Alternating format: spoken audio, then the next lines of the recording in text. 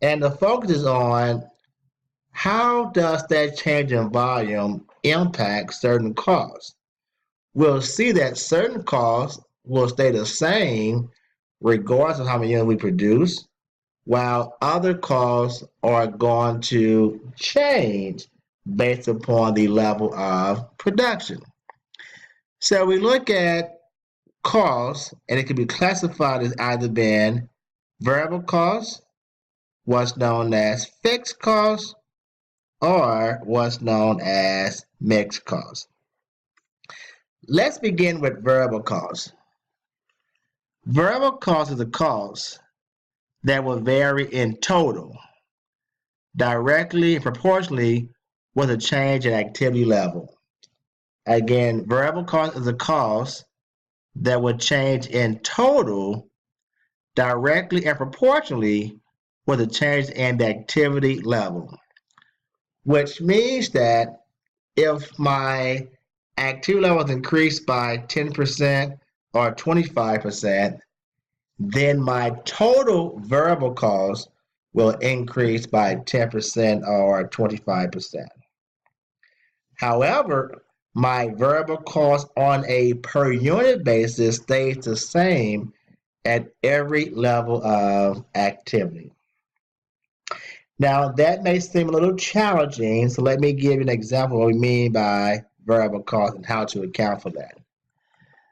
We have a company called Damon Company who manufactures tablet computers.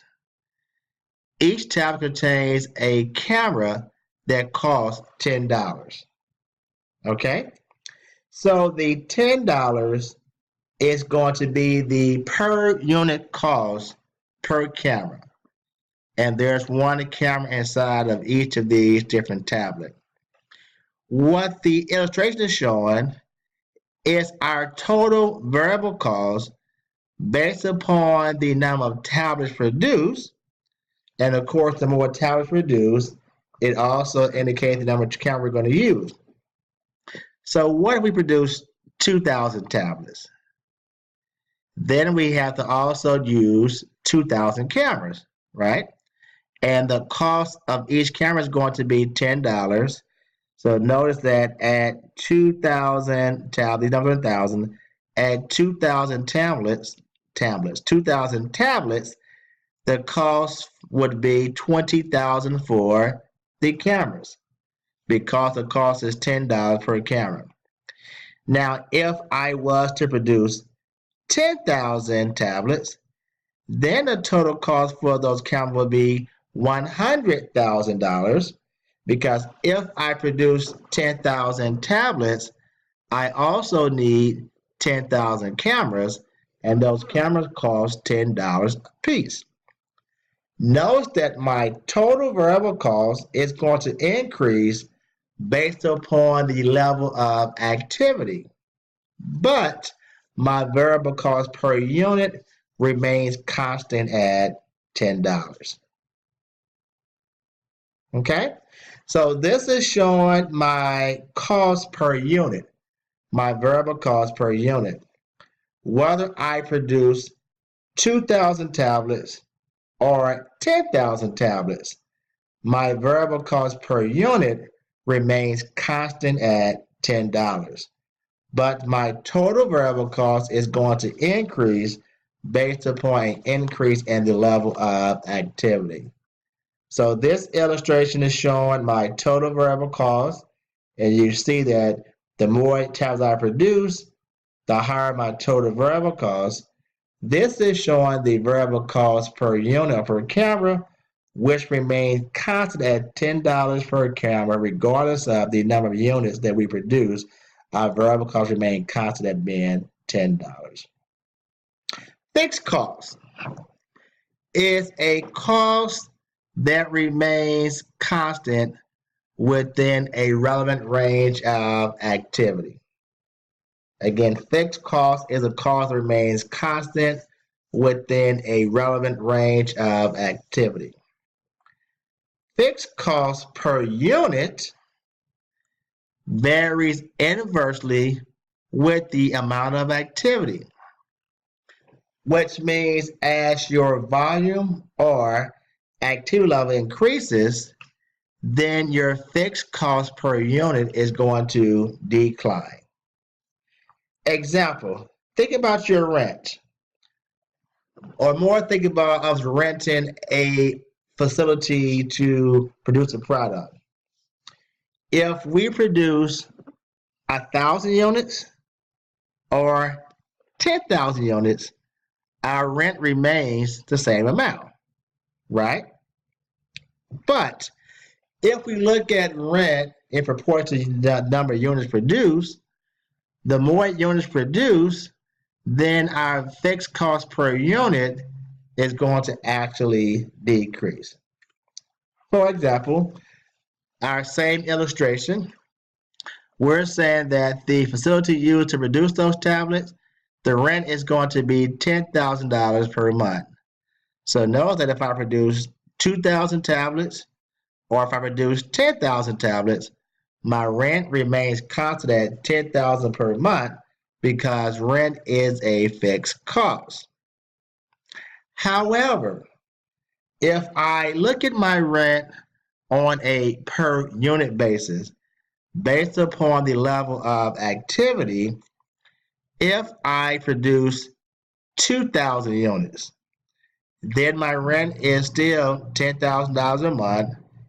Then my fixed cost per unit in regards to rent at 2,000 units produced is going to be $5 per unit.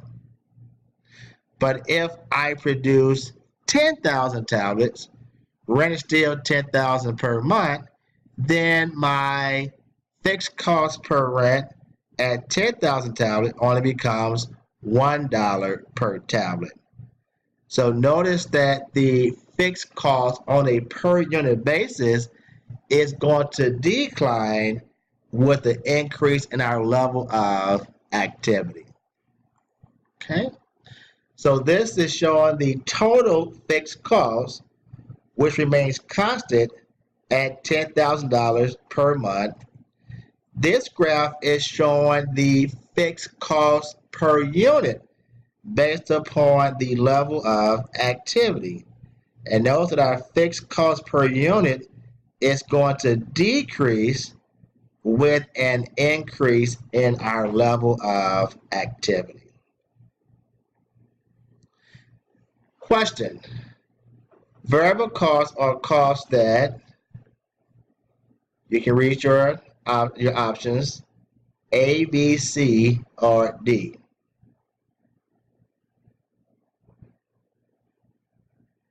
Which one you say? If you say D, you'll be correct, because variable costs vary in total directly proportionally with change in activity level, which means as your activity level increases, your total variable costs increase, but your variable cost remains the same per unit at every activity level. Okay? Now, I mentioned the term a little while ago, something called relevant range. What we're saying here is that fixed cost remains constant within a relevant range. But once you go outside of that range, then the cost is going to change. And let me give an example. Let's say we want to rent commercial office space. And the sign might indicate that for office building between 500 to 1,000 square feet, the rent may be $1,000 per month. Just threw a number out there. But if we want to rent a space between 1,001 to 1,200 square feet, then now the rent may become $1,200 per month. So notice that once we're out of that relevant range, that's going to change our fixed cost. So we always say fixed cost is the same within a relevant range, but once you're outside of that range, your fixed cost is then going to change. So here we have an example of total variable cost. When you have total variable cost is going to remain constant on a per unit basis, but your total variable cost is going to increase as your activity level increases. When you have total fixed costs, that means the cost remains constant within a relevant range. In this case, it could be from 0 to 40,000 units produced. But once the range changes, so does your total fixed cost. So notice that fixed cost remains constant within a relevant range, but once we have a new range, that's going to impact the amount of our fixed cost. Okay? So let's take a look at what's known as mixed cost. And we're saying, what is mixed cost? Mixed cost means there's a combination of both variable costs as well as fixed costs. You want an example? I get an example. Think about your electric bill.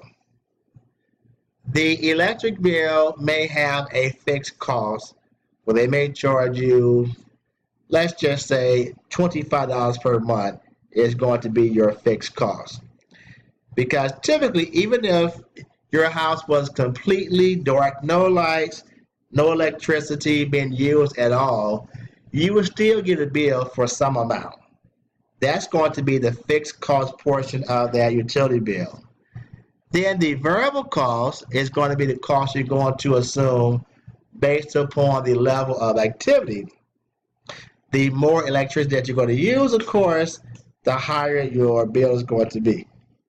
So when you have an element of fixed cost combined with variable cost, when you add those two together, that is known as mixed cost.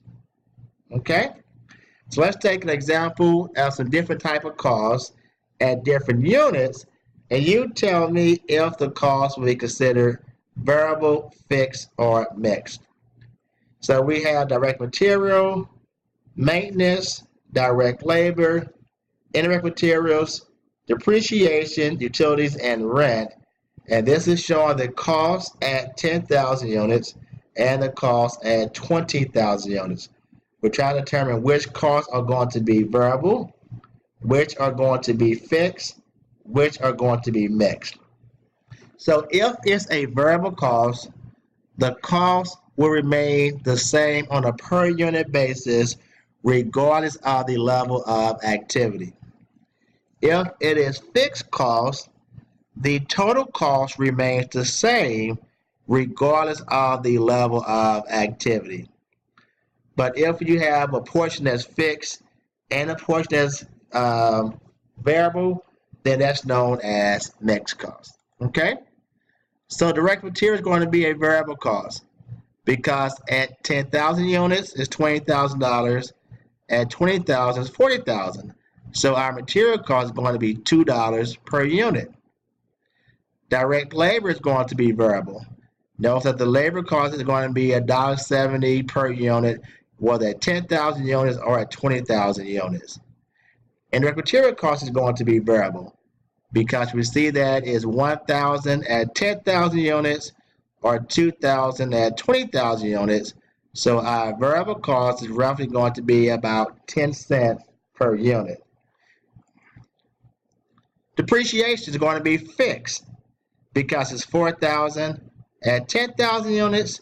It's 4,000 at 20,000 units. The total cost for depreciation does not change based upon the level of activity. The rent is going to be fixed. It's going to be 6,000 at 10,000 units. It's 10,000 at 20,000 units. But the utility costs, the maintenance utility costs are going to be mixed. There's a component of variable costs included, a component of fixed costs, because notice 8,000 at 10,000 units, 10,000 at 20,000 units, which means that it's not a set amount per unit, nor is it a set amount for the time period, which means for those costs, it includes both variable costs and fixed costs. So when I have a portion that's variable and a portion that's fixed, how do I determine the amount that's variable and the amount that's fixed? Stay tuned for our next video.